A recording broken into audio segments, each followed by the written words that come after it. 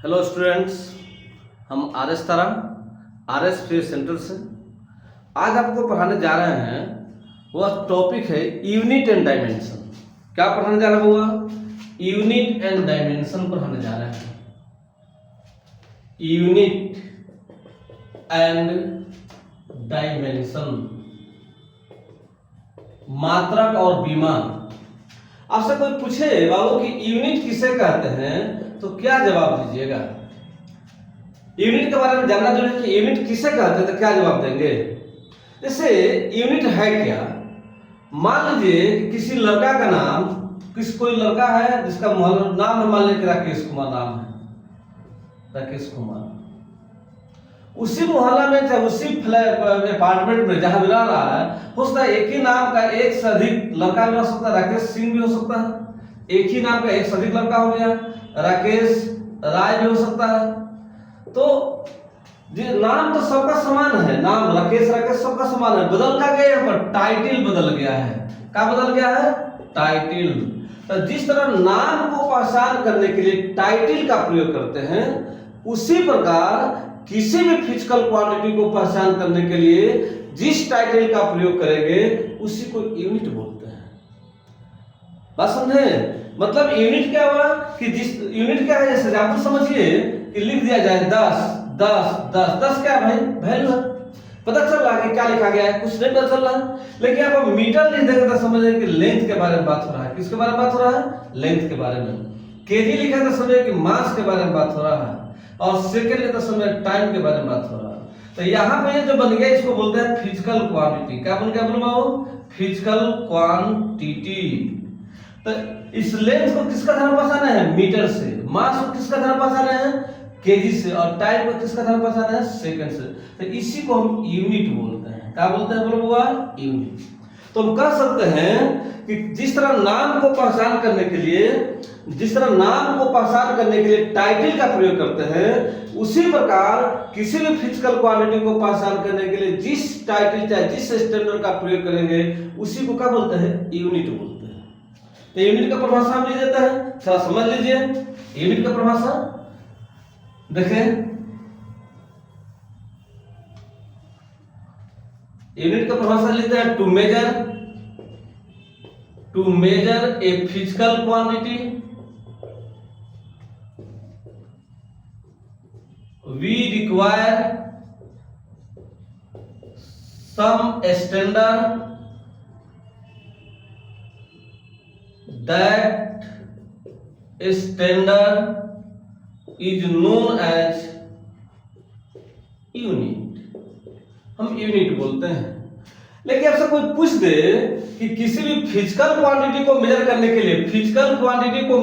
के लिए जो यूज किए उसको यूनिट बोलते हैं, तो फिजिकल क्वांटिटी किसे कहते हैं ये भी जानना जरूरी है।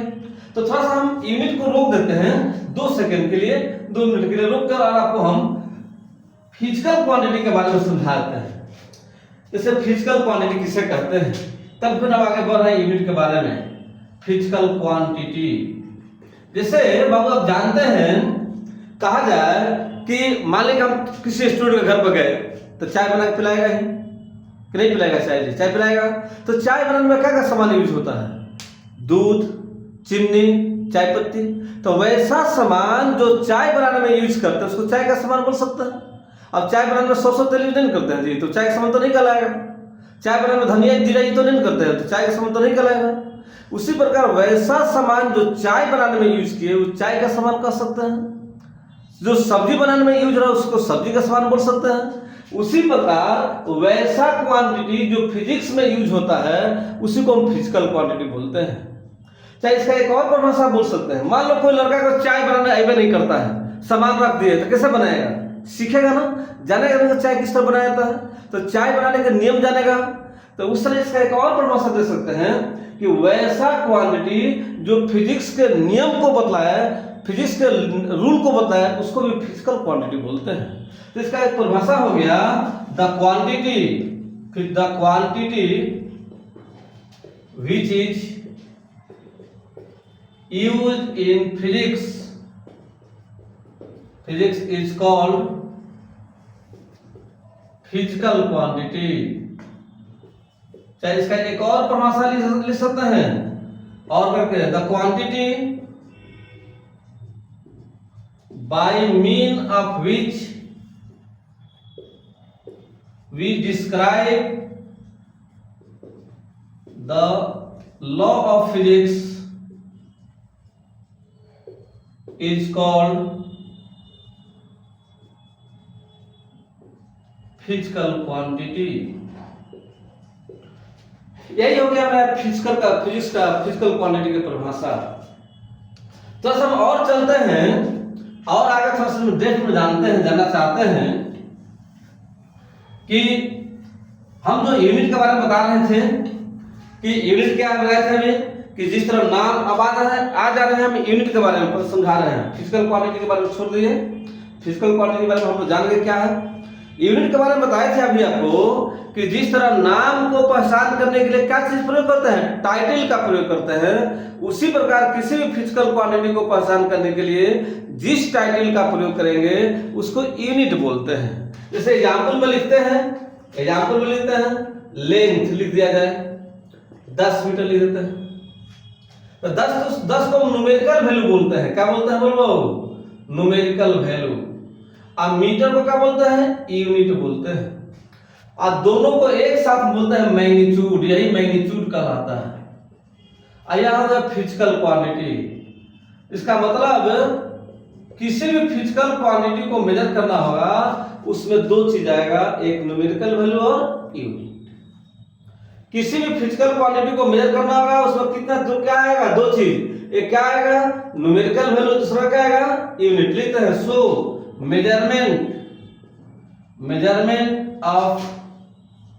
measurement of any physical quantity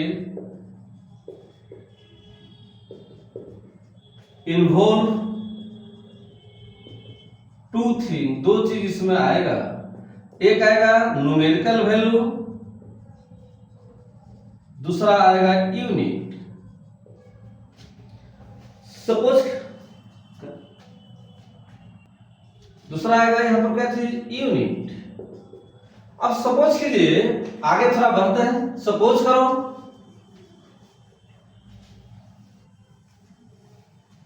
अभी हम लिखे थे, अभी एग्जाम्पल में लिखे थे लेंथ 1 मीटर लिखे थे। 1 मीटर कितना बराबर? सेंटीमीटर। 100 सेंटीमीटर बराबर हो जाएगा। अच्छा यहाँ पे एक को क्या बोलेंगे? न्यूमेरिकल वैल्यू बोलेंगे। मीटर को क्या बोलते हैं? यूनिट बोलते हैं। यहाँ भी क्या है? न्यूमेरिकल वैल्यू है, ये भी क्या है? यूनिट है। पहचान करने के लिए बराबर के पहले वाले को 1 मानते हैं, तो बराबर के बाद को 2 मान ले। बोलो बाबू, तो इसका मतलब क्या हो गया? 1 मीटर कितना सेंटीमीटर बराबर होगा? 100 सेंटीमीटर।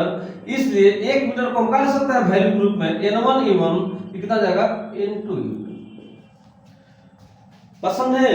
मतलब लेंथ के आधार पर लिख दिए कि 1 मीटर बराबर कितना सेंटीमीटर? 100 सेंटीमीटर। तो 1 मीटर को, एक को हम न्यूमेरिकल वैल्यू मानते हैं, मीटर को यूनिट मानते हैं, यहाँ पे 100 को न्यूमेरिकल वैल्यू मानते हैं, सेंटीमीटर को यूनिट मानते हैं। तो पहचान करने के लिए बराबर के पहले को हम 1 मान लिए, तो बराबर के बाद को क्या मान 2 मान लिए। तो 1 मीटर को हम n1 e1 लिख सकते हैं, तो 100 सेंटीमीटर को n2 e2 लिख सकते हैं। अब थोड़ा आगे बढ़ते हैं। ये तो लेंथ का यहाँ पर समझा दिए, हम फिजिकल क्वांटिटी के बारे में कैसे जानेंगे? तो लिखते हैं यहाँ पर कि if P be a physical quantity, P क्या है? फिजिकल क्वांटिटी है। देन बताया था भी किसी भी फिजिकल क्वांटिटी में दो चीज होगा, न्यूमेरिकल वैल्यू और यूनिट। लिख देंगे वेयर n क्या है? यहाँ पर n को क्या बोलते हैं? Numerical value. और u को क्या बोलते हैं? बोलो यहाँ पे वो यूनिट बोलते हैं। कोई दिक्कत? अभी हम लिखे थे पीछे कि लेंथ बराबर लिखे थे 1 मीटर बराबर 100 सेंटीमीटर लिखे थे ना, समझाए थे आपको। देखो तो 1 मीटर के लिए लेंथ लिखेंगे या 100 सेंटीमीटर के लिए भी लेंथ लिखेंगे। इसका मतलब 1 मीटर से 100 सेंटीमीटर की है, लेकिन लेंथ नहीं बदल रहा है। इसका मतलब फिजिकल क्वांटिटी बदलता नहीं है, कांस्टेंट रहेगा। तो यहाँ पर P क्या है? यहाँ पर P भी क्या है? फिजिकल क्वांटिटी है। तो यहाँ भी P क्या हो जाएगा? कांस्टेंट हो जाएगा। ये P भी एक कांस्टेंट, P को कांस्टेंट मान लेते हैं, तब क्या हो जाएगा? P बराबर कांस्टेंट लिख सकते हैं, बोलिए। अब P जब कांस्टेंट होगा तो P के जगह क्या लिखा गया है, NU क्या हो जाएगा, कांस्टेंट हो जाएगा। इसलिए जब यही फॉर्मूला बना मेरा NU बराबर कांस्टेंट, जब दूसरे से तुलना करेंगे तो N1 U1 बराबर हो जाएगा N2 U2। आपको इसी फॉर्मूला का प्रयोग, पहला फॉर्मूला का प्रयोग करेंगे, इसी फॉर्मूला का प्रयोग जो करेंगे कहाँ करेंगे, सवाल बनाने में, जब कन्वर्जन से पढ़ाएंगे, एप्लीकेशन ऑफ डायमेंशन सिखाएंगे, वहां पर इसके बारे में समझा देंगे कि इसका प्रयोग किस तरह करेंगे। N1 U1 बराबर N2 U2 का प्रयोग करेंगे।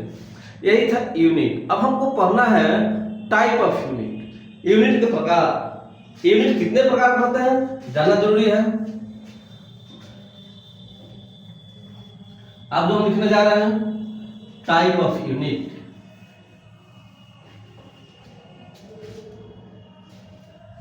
Type of unit, type of unit. Unit दो प्रकार का होता है, इट इज टू टाइप, दो प्रकार का होता है। एक को बोलते हैं फंडामेंटल यूनिट, फंडामेंटल यूनिट। इसका दूसरा नाम है बेसिक यूनिट, चाहे इसका तीसरा नाम है एब्सोल्यूट यूनिट। दूसरा बोलते हैं drive unit, drive unit. Fundamental कहते किसे हैं? अच्छा बाबू, मान लो तुम मेरे पास ट्यूशन पढ़ रहे हो, ट्यूशन भी कहाँ से लग जाएगा, कहाँ से, पापा देंगे। हाँ, तो मान लो तुम ट्यूशन पढ़ने के लिए किस पर डिपेंड है, पापा पर। यदि तुम्हारा पापा ट्यूशन देना बंद कर देंगे, ट्यूशन फी देना बंद कर देगा, तुम पढ़ना छोड़ देगा। इसका मतलब तुम पढ़ने के लिए पापा पर डिपेंड हो। तो वैसा क्वांटिटी जो दूसरे पर डिपेंड रहता है उसको ड्राइव बोलते हैं, और वैसा क्वांटिटी जो खुद पर डिपेंड है, जो अपने आप पर डिपेंड है, जो दूसरे पर डिपेंड नहीं है, उसको फंडामेंटल बोलते हैं।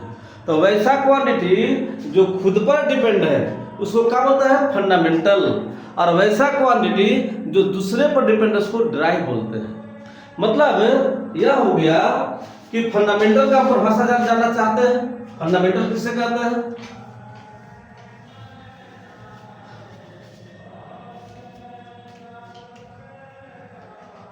एक नंबर लिखते हैं फंडामेंटल यूनिट किसे कहते हैं, लिखते हैं दो unit which does not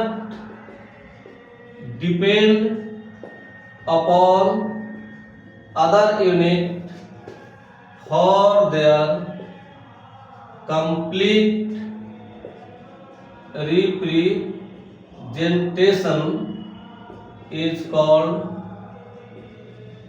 fundamental unit। याद रखिएगा, एक बात समझाते हैं, पूरे फिजिक्स में फंडामेंटल फिजिकल क्वांटिटी का संख्या बहुत कम होता है। पूरे फिजिक्स में फंडामेंटल क्वांटिटी की संख्या कहता है बहुत कम होता है। जैसे मान लो आपके घर में 5 आदमी हैं और एक आदमी कमा रहा है और 4 आदमी खा रहे हैं, तो फंडामेंटल आपके घर में कितना है, 1, और ड्राइव कितना है, 4। इसका मतलब आपके घर में ही फंडामेंटल की संख्या कम है, तो फिजिक्स में कैसे अधिक हो सकता है भाई। इसका मतलब पूरे फिजिक्स में फंडामेंटल क्वांटिटी की संख्या जो होता है मात्र 7 होता है। कौन कौन सा होता है वो, पहला एग्जाम्पल में लेते हैं फंडामेंटल का लेंथ, लेंथ का यूनिट होता है मीटर। दूसरा होता है मास, मास का होता है किलोग्राम। तीसरा फंडामेंटल क्वांटिटी है टाइम, टाइम का यूनिट होता है सेकेंड। चौथा होता है करेंट, करेंट का यूनिट होता है एम्पियर। पांचवा होता है टेम्परेचर का केल्विन। छठा होता है ल्यूमिनस, ल्यूमिनस इंटेंसिटी का होता है कैंडेला, क्या बोलते हैं बोलो, कैंडेला। आठवां होता है amount of substance, amount of substance जिसको मोल बोलते हैं। यही 7 फंडामेंटल क्वांटिटी है आपका पूरे फिजिक्स में। इस 7 के अलावा तुम्हारा जो भी मुंह से निकल जाए, इस 7 क्वांटिटी के बाद तुम्हारे मुंह से जो भी क्वांटिटी का नाम निकल जाएगा सब के सब ड्राइव हो जाएंगे। इस 7 ही याद कर लीजिए ना भाई, इस 7 में से तुम्हें जो भी बोलिएगा 7 में खोज लो कि कोई क्वांटिटी है कि नहीं। इस 7 में से है तो फंडामेंटल होगा, इस 7 में से कोई नहीं है तो समझ ड्राइव होगा। तो दूसरा जो पढ़ने जा रहे हैं वो ड्राइव क्वांटिटी के बारे में पढ़ेंगे। ड्राइव किसे कहते हैं जानना जरूरी है। दूसरा पड़ता है डिराइव्ड क्वांटिटी। फिजिकल क्वांटिटी मतलब वही क्वांटिटी लिखते हैं। किसे कहता है? तो लिखता है those unit which depend upon fundamental unit for their complete representation is called derived unit। ऐसे एग्जाम्पल में लिखा जाए, कुछ भी लिख दो मुंह से, 7 के अलावा छोड़कर कुछ भी लिखिए। ऐसे लिखते हैं वेलोसिटी। वेलोसिटी का यूनिट था मीटर पर सेकंड। किस पर डिपेंड किया? मीटर पर भी और सेकंड पर भी। एक्सीलरेशन लेता है, एक्सीलरेशन हो जाएगा मीटर पर सेकंड स्क्वायर। फोर्स लेता है केजी मीटर पर सेकंड स्क्वायर। बहुत सा क्वांटिटी है, 7 के अलावा तुम्हारा मुंह से जो भी निकल गया इस सब का सब क्या हो जाएगा? ड्राइव यूनिट हो जाएगा। नेक्स्ट क्लास में, नेक्स्ट वीडियो में आपसे मिलेंगे। आगे हम पढ़ाएंगे यूनिट के बारे में, पढ़ाएंगे डायमेंशन के बारे में पढ़ाएंगे।